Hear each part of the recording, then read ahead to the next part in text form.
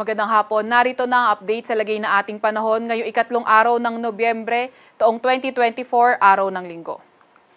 Sa kasalukuyan nga ay easterlies o yung mainit na hangin galing karagatang Pasipiko ang nakakaapekto sa may silangang bahagi ng Luzon at Visayas. So inaasahan naman natin sa ating buong kapuluan, kabilang na ang Metro Manila, yung fair weather conditions, pero sa may Batanes at Babuyan Islands, mga tsansa ng mga may hinang pag-ulan yung ating inaasahan, at sa Metro Manila at nalalabing bahagi ng ating bansa, may mga tsansa pa rin tayo ng mga localized thunderstorms. So yung mga kasama natin sa Regional Services Division, patuloy na maglalabas ng mga thunderstorm advisory, rainfall advisory o hindi kaya heavy rainfall warning kung kinakailangan. Gayunpaman, kahit magandang panahon yung inaasahan natin ngayon, hanggang bukas hindi pa rin tayo pwedeng maging kampante dahil yung low pressure area na minomonitor natin ay kanina alas 2 ng hapon ay naging ganap na bagyo na nga at ngayon ay nasa may tropical depression category. Kaninang alas 3 ng hapon, ito ay nasa may layong 1,350 kilometers silangan ng Eastern Visayas. Ito ay nagtataglay ng lakas na hangin na 55 kilometers per hour malapit sa sentro at bugso na abot sa 70 kilometers per hour.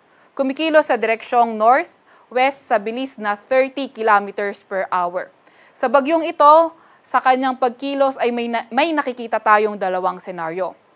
Yung una ay posible nga itong lumapit at tumawid sa Northern Luzon o kaya extreme Northern Luzon area, at yung isa naman ay posible itong lumapit na ating landmass at mag-recurve.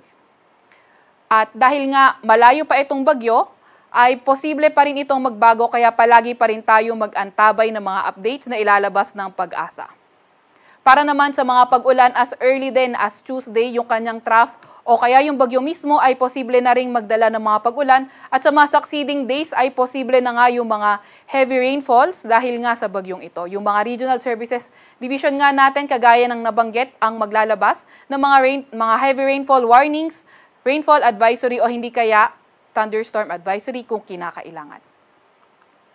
Para naman sa lagay ng ating panahon bukas, inaasahan pa nga rin natin Metro Manila at sa may malaking bahagi ng Luzon, magpapatuloy pa rin ang fair weather conditions at may mga tsansa ng mga localized thunderstorms.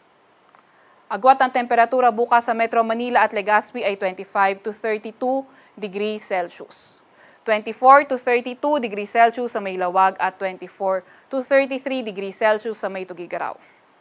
17 to 24 degrees Celsius sa may Baguio at 23 to 30 degrees Celsius naman sa may Tagaytay.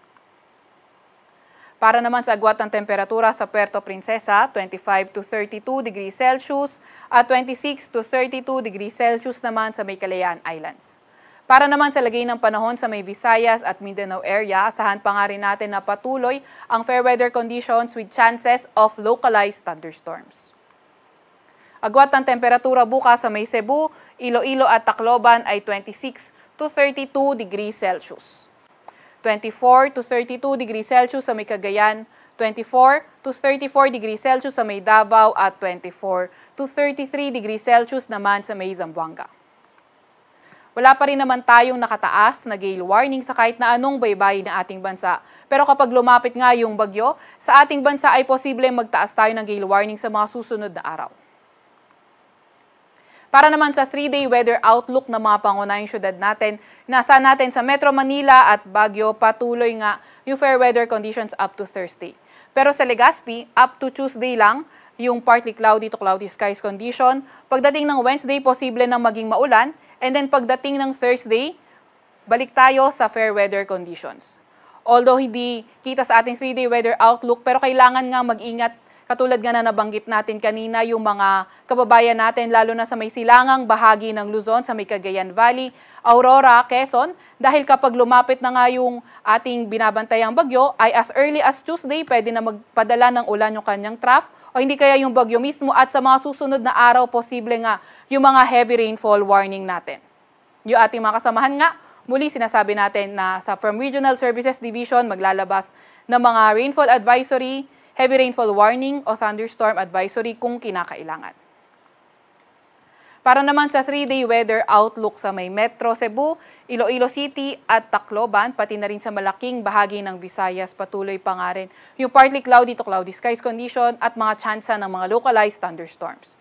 Sa Metro Cebu, 33 degrees Celsius ang pinakamataas na temperatura, samantalang 33 degrees Celsius rin naman pinakamataas na temperatura sa Iloilo City at sa May Tacloban ay 25 to 32 degrees Celsius ang agwat ng temperatura.